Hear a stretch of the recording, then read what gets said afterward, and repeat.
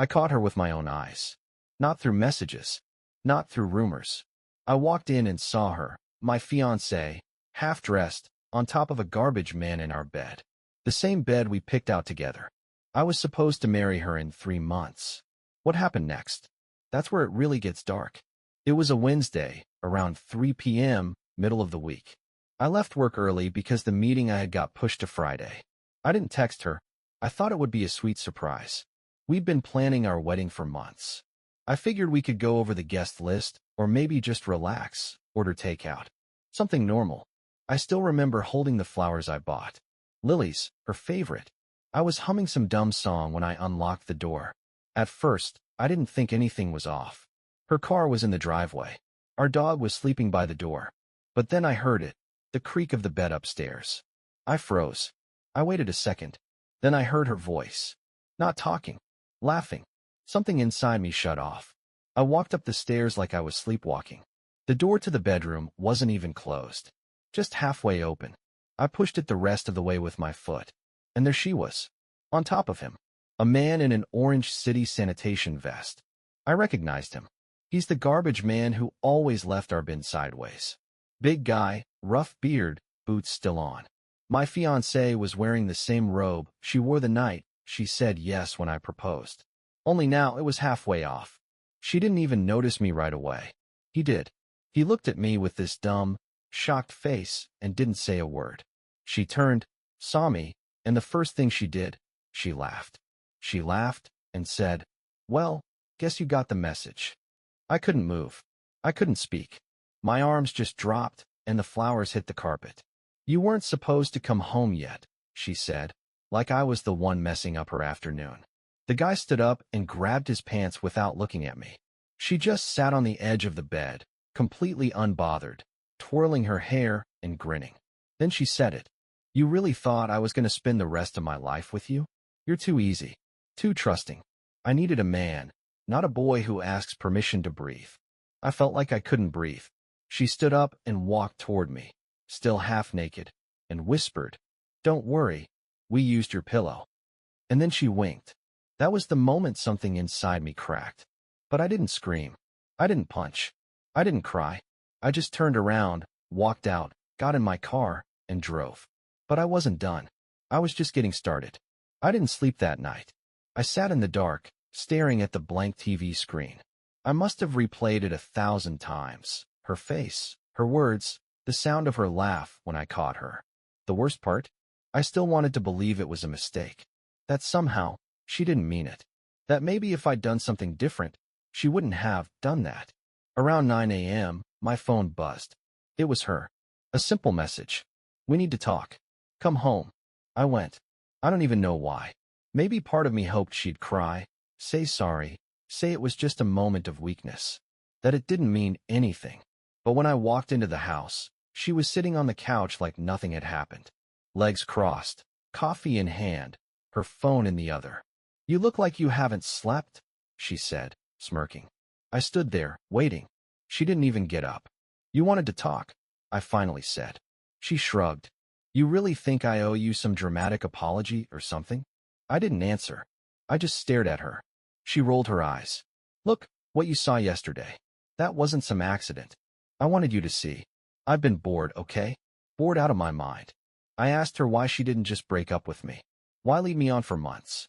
Why keep planning a wedding if she didn't want to be with me? "You're sweet," she said. "Too sweet. And honestly, pathetic. You were so desperate to believe I loved you. I started to resent you for it. That hurt. But I still wasn't ready to let go. I can change," I said. "I can be better. We can go to counseling.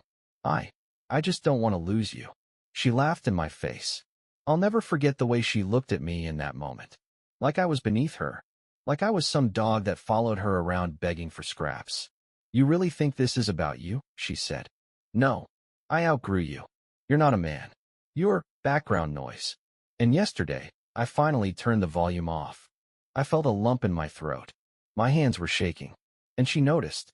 "Are you crying?" she asked, amused. "God, you're even weaker than I thought." I turned to leave, and she called after me. "By the way, the garbage guy? He's not the first. He's just the one you caught. You should have seen your face." I slammed the door. But the worst part? Even then, I still loved her. I didn't leave the house for 3 days. I stayed in my tiny one-bedroom rental across town, the one I'd been meaning to sublet after the wedding. Funny how fast plans change. The mattress on the floor, the peeling wallpaper, the humming mini fridge, I hadn't touched this place in months. But now it was my headquarters. The first thing I did was list everything she took from me. 5 years of my life. My self-respect. My friends, most of them were our friends now. My parents, embarrassed. The wedding fund I'd built with her, dollar by dollar. The dog, we agreed she'd keep him. She didn't just cheat. She humiliated me. And worse, she enjoyed it. She planned it. I wasn't the kind of guy people feared. I didn't have some big social circle. I wasn't clever or charismatic. But I had time. And I had nothing left to lose. That's when I realized, I don't need to break her heart. I need to break her world. Step 1 was figuring out what she actually cared about. Not me. Not love. Not even the wedding. But image? Reputation? That mattered to her more than anything. She worked as a dental assistant at this high-end practice uptown. I paid half the tuition when she went to school for it. She always bragged about how classy the office was, how she wore designer scrubs, how she was basically a face of the clinic. I started there. I made a burner email account. Sent an anonymous message to the clinic's front desk. Just enough to get their attention. Might want to check the back office cameras. Your lead assistant has been bringing in after-hours visitors through the back exit. I knew the garbage guy came by the office. I'd seen the text once, back when I still trusted her. She used to complain about having to sneak him in for a break. Said he made her laugh more than anyone else. Pathetic. Within 2 days, I got a follow-up message from the clinic, asking for more information. I ignored it. That was enough. The seed was planted. Next, I called the venue we'd booked for the wedding. Told them she was the one backing out and they should send the cancellation invoice to her email. I knew she hadn't told her family yet. Her parents were paying part of it. I made sure they got the invoice first. That night, she messaged me. Not to say sorry. Not to ask how I was doing. Just, why are you making this harder than it needs to be? I stared at the message for a long time. Then I replied, you haven't seen hard yet. Then I blocked her again. I wasn't going to beg anymore. She thought she broke me? No. She woke me up. I waited 6 days before pulling the trigger. She'd started posting again. Cute little selfies. Gym pics. Self-care era. Fake smiling in cafes like she hadn't humiliated the man she claimed to love. One post caught my eye, her standing outside the clinic in scrubs, captioned, "Grind doesn't stop flexed biceps blue heart." Oh, but it would. Remember that anonymous email I sent the clinic? Apparently, they did check the cameras. And what they found was even worse than I expected. A friend who used to intern there tipped me off. Said there were at least 3 nights in the past month where she let someone in through the back door. Not just to chat. The guy was seen in the break room, shirtless. Once, they disappeared into the supply closet for over 20 minutes. I didn't have to lift a finger after that. I just watched it happen. Thursday morning, she was tagged in a post, someone congratulating her on a new chapter. By noon, the tag was gone, and her profile had no mention of the clinic. By Friday, her LinkedIn status quietly changed to seeking new opportunities. She got fired, or forced to resign. Either way, she lost the job she bragged about for years. I smiled for the first time in weeks. I thought she might reach out. She didn't, but her sister did. The message came late at night. "Hey, I don't know what's going on between you two, but she's not okay. Please don't kick her while she's down." Down? This was her down? I hadn't even started yet. That weekend, I reached out to the photographer we hired for the wedding. The deposit, $900, was under my name. I called, politely asked if the date could be transferred to someone else. It could. So I listed the slot on a local wedding forum for free. A young couple messaged me, thrilled. I gave it to them. Monday, she called me. A number I didn't recognize. I answered. "What the hell is wrong with you?" She snapped. "Did you really give away our photographer slot? After I already sent out the save the dates?" I didn't say a word. She went on. "You're bitter, pathetic, and spiteful. Just admit it. You're trying to ruin my life because you couldn't handle me being honest." "Honest?" I finally said. "You cheated. And you laughed about it. She paused. So what now? You gonna keep playing victim? Make sure I lose everything just because you couldn't keep me interested? No, I said. I'm going to make sure you remember what you lost every time someone asks why you're not married anymore. She hung up. The next day, I sent her a single message. You think this is a game? I'm just getting warmed up. That was my first strike. And for the first time, she wasn't laughing. I thought I had her cornered. No job. No wedding. Reputation cracking. I figured she'd go quiet, maybe even crawl back. But I underestimated her. She wasn't just cruel, she was calculated. Her counterstrike started with a lie. A beautiful, viral, soul-crushing lie. On Wednesday morning, my phone buzzed nonstop. Calls, texts, missed FaceTimes. My aunt, my coworker, even my old high school friend I hadn't heard from in years. I opened social media, and there it was. A long post. A full-blown essay, accompanied by a photo of her crying on a park bench. When your fiancé walks out and leaves you emotionally shattered during wedding planning, then tries to sabotage your career just because you wouldn't be his little puppet. That's how she started it. She painted me as controlling, manipulative, and emotionally abusive. She claimed she finally found the courage to leave after years of walking on eggshells. Said I was intimidated by her ambition and tried to destroy her professionally. It was strategic, calculated. Every detail was twisted just enough to sound believable. She included vague references to surveillance, controlling behavior, and unexplained rage. She even wrote, "This is what emotional abuse looks like. Not bruises, but silence, gaslighting, fear." Fear? She made me scared to speak, scared to exist. But people believed her. The post spread. Her friends shared it. Then people who didn't even know her started commenting. You're so brave. I went through this too. Men like that are dangerous. I felt my stomach drop. No one knew what really happened. She never mentioned the cheating. Not a single word about the garbage man. The laughter. The pillow. The humiliation. Just her truth.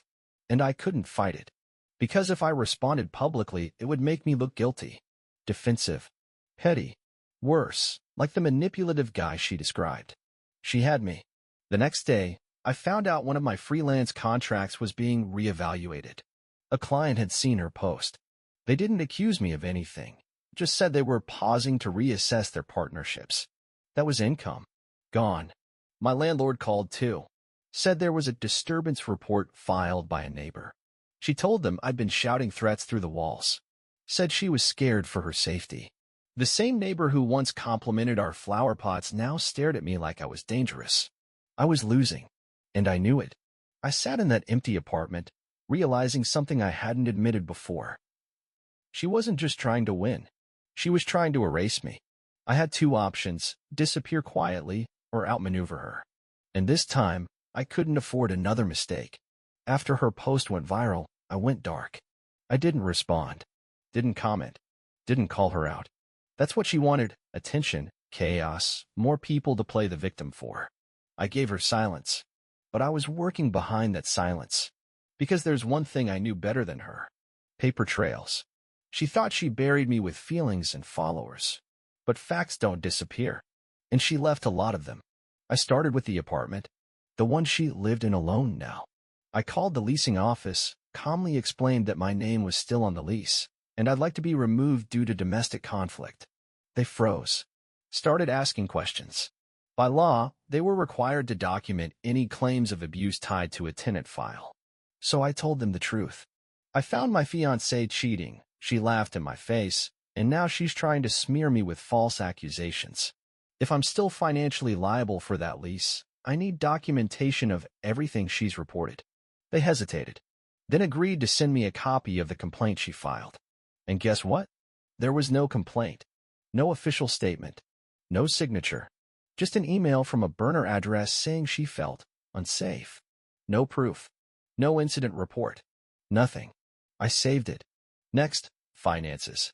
I went through every shared expense from the past 6 months. Then most screenshots. Credit card statements. I printed everything. Highlighted the purchases she made with my money, concert tickets, spa days, hotel rooms, and started compiling a timeline. I wasn't planning to post it. I was planning to submit it to her job applications. Because she wasn't unemployed anymore. She'd been applying at other clinics, using glowing references and carefully edited resumes. My same intern contact sent me one of them. She claimed she left her last job due to relocation plans with fiancé. Cute. I wrote a statement. Calm. Professional. No insults. Just facts. Attached screenshots of conversations. Proof of her infidelity. Her social media posts bragging about escaping toxicity. Photos of her with the sanitation worker. A copy of her viral post, side by side with my medical documentation showing therapy appointments, before we broke up. And I sent it to every employer I could find connected to her field, from corporate chains to private clinics. I didn't sign it. Didn't need to. She called me 3 days later. Private number. I picked up. Said nothing. You think this is going to stop me? She hissed. You think ruining my chances at a job makes you strong? It makes you pathetic. I waited, then said one word. Check your inbox. And hung up. She didn't call back. The next week, she took her post down. The likes disappeared. The comments dried up. Suddenly, her healing journey was on pause. She knew now. I wasn't playing anymore. I wasn't reacting. I was removing her, piece by piece. I should have known she wouldn't stay quiet for long. The moment her job leads dried up, the viral post disappeared, and the fake abuse claims lost traction, I let myself believe I had control again, that I'd turned the corner. But she wasn't done. She was evolving. She filed a restraining order. I didn't even know until I got a call from the sheriff's department. Sir, you're not under arrest, but you are being served, the officer said, handing me the envelope. Temporary order of protection. You'll have a hearing in 10 days. I opened it, read the first paragraph, and felt my hands go cold. She'd accused me of cyberstalking, claimed I was interfering with her employment opportunities, harassing her employers, threatening her online. The irony? None of it was false. But it was out of context, and more importantly, she had framed it all as obsessive retaliation by a jealous ex. She even had witnesses. 2 friends of hers signed statements. One said I'd called her crying late at night. The other said I had sent disturbing messages asking if my ex was seeing the garbage guy again. Lies. All of it. But it looked real on paper. And for the first time, it wasn't just my reputation or job on the line. It was my freedom. If the judge approved a full restraining order at the hearing, I could be banned from my own building because she still used our shared gym. I could lose access to my storage unit. And if she spun it just right, she could say I was unstable and possibly block me from future employment too. She was trying to finish me legally. I called a lawyer. Not a flashy one. Just someone who handled civil disputes and defamation cases. We met in a tiny office, and I laid everything out. The cheating, the posts, the retaliation, the job sabotage, the fake narrative. He listened, took notes, then looked me dead in the eyes. You're not crazy, he said. But you did escalate. And if we don't play this right, she's going to win. I asked what my options were. He said one word, counterclaim.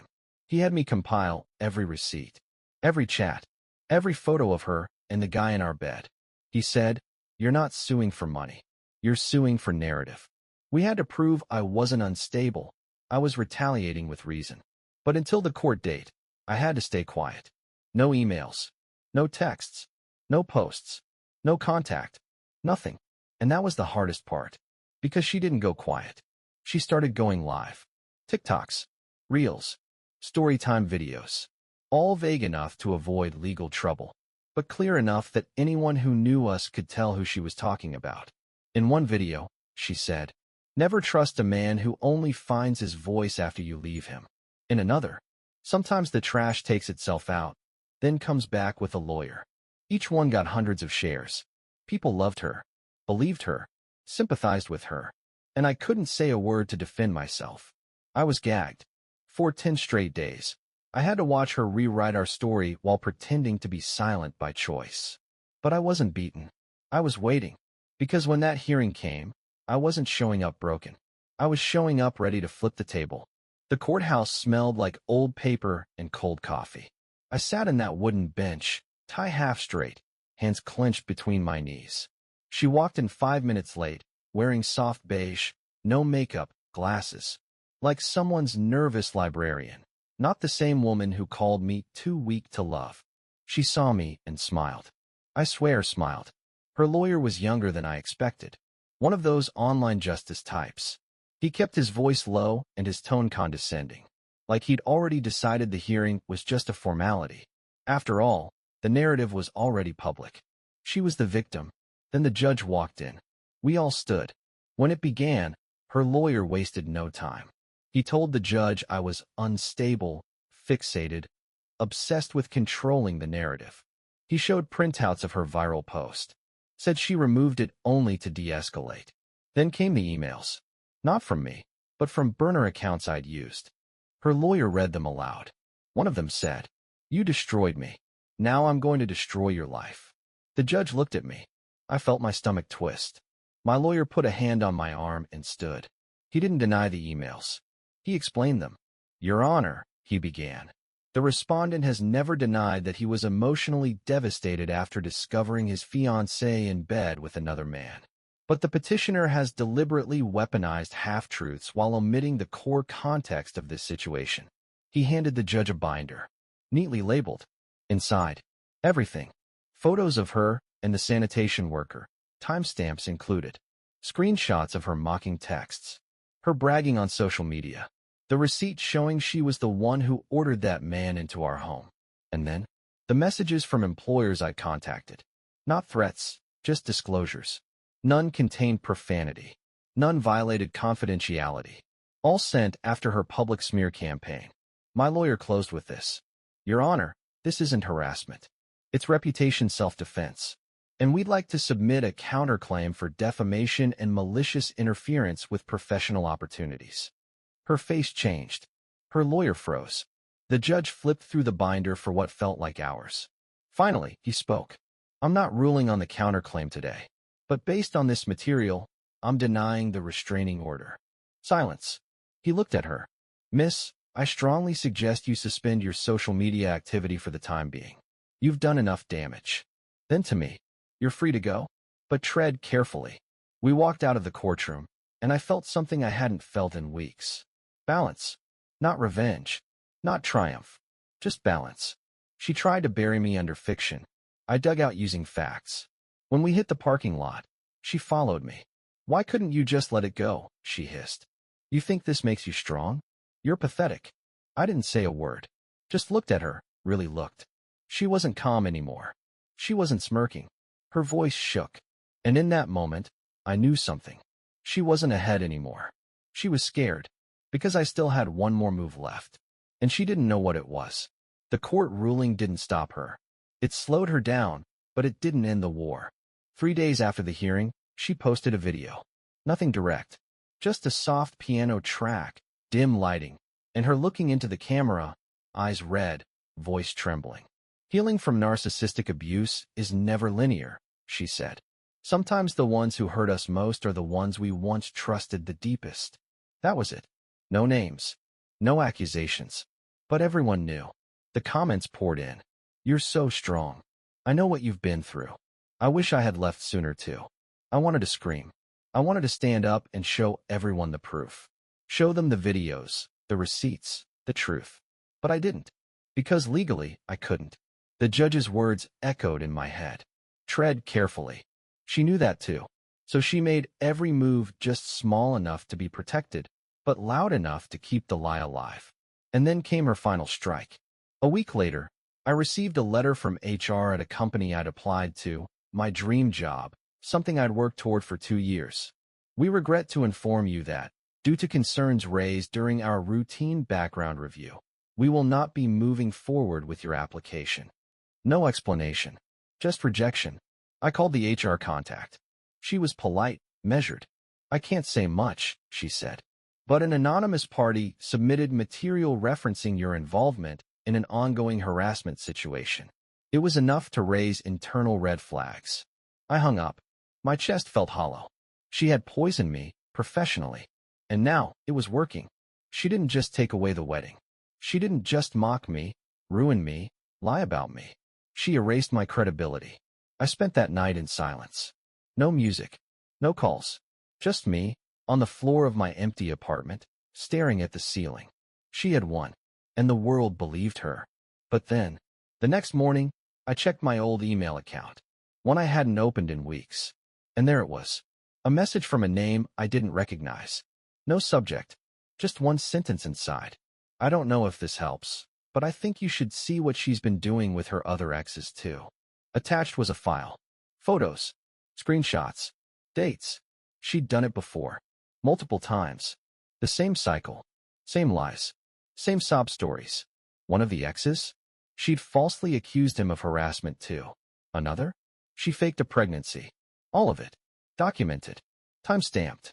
And suddenly, I wasn't alone anymore. This wasn't about revenge now. This was about ending the pattern. She thought she closed the door on me for good. But she just handed me the key to hers. I didn't rush. I took my time. For weeks, I gathered every file, every message from her past victims. I created a timeline, cross-referenced their stories, aligned the patterns. Emotional manipulation, lies, accusations, smear campaigns. Each one thought he was the only one. He wasn't. They all ended the same way, alone, ashamed, silenced. But now I had it all. Screenshots, audio clips, even one recorded voicemail where she threatened to tell someone's boss he followed her home if he didn't send money. It wasn't just scandal anymore. It was a pattern of deliberate, reputational abuse. I compiled everything into a file, one I titled, Character Record, for legal review. I sent it to one place first, a clinic where she was in final round interviews. I knew, because one of her former coworkers tipped me off. She was about to land a full-time job with benefits. A clean slate. Not anymore. Within 48 hours, I got a reply. Thank you. We are terminating all further contact with this candidate. Then I sent the file to the lawyer who helped me during the restraining order hearing.